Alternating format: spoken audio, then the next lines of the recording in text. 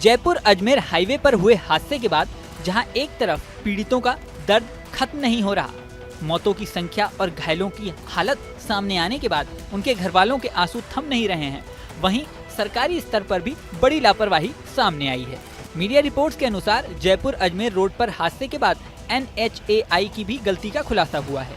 NHAI के नियमों के अनुसार हाईवे पर हर 2 किलोमीटर पर कट होना चाहिए, लेकिन जिस हाईवे पर हादसा हुआ वहां 700 मीटर पर ही कट बना दिए गए हैं। दावा तो ये भी किया जा रहा है कि जहां हादसा हुआ वहां 13 किलोमीटर के अंदर 6 तिराहे, यू टर्न और चौराहे हैं। हाईवे पर ठिकरिया मोड़ से टोल तक 700 मीटर की दूरी पर 3 कट बने हैं। एक मीडिया रिपोर्ट में तो ये भी दावा किया गया है कि इतने बड़े हाईवे पर ट्रैफिक पुलिसकर्मी कभी कभी ही नजर आते हैं।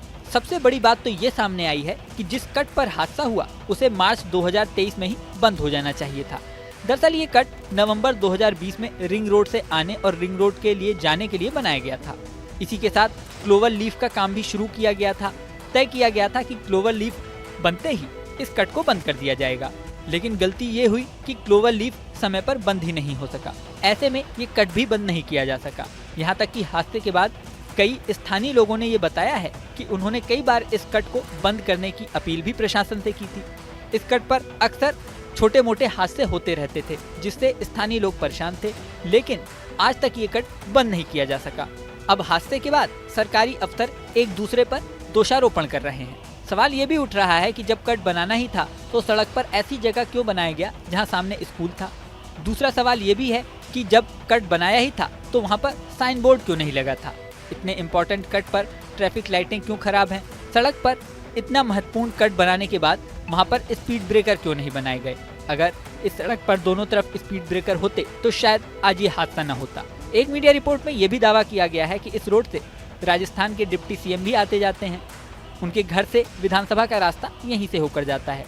वो खुद कई बार ट्रैफिक जाम में फंस चुके हैं, लेकिन इसके बाद भी इस हाईवे पर कोई सुधार नहीं हुआ। इस हादसे के बाद जयपुर हाईकोर्ट ने भी सवाल उठाया है कि लापरवाह दोषी अफसरों पर कार्रवाई क्यों नहीं होनी चाहिए। इस मामले में एक SIT भी गठित कर दी गई है जो जांच करके पूरी रिपोर्ट अधिकारियों को सौंपेगी।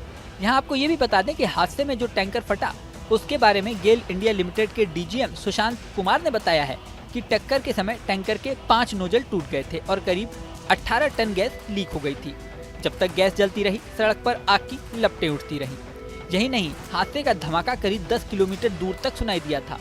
मौके से करीब 3 मिनट 23 सेकंड तक आग की लपटें उठती रहीं। आग की लपटें 200 फीट से भी ऊपर उठी। यहाँ तक कि हवा में उड़ रहे पक्षी भी इस हादसे में जल गए।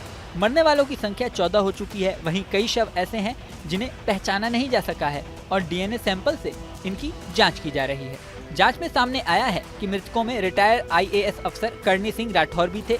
वो मौके के समय कार से अपने फार्म हाउस से घर जा रहे थे और हादसे की चपेट में आ गए थे। अब हादसे की जांच के बाद क्या कार्रवाई होती है ये तो समय बताएगा।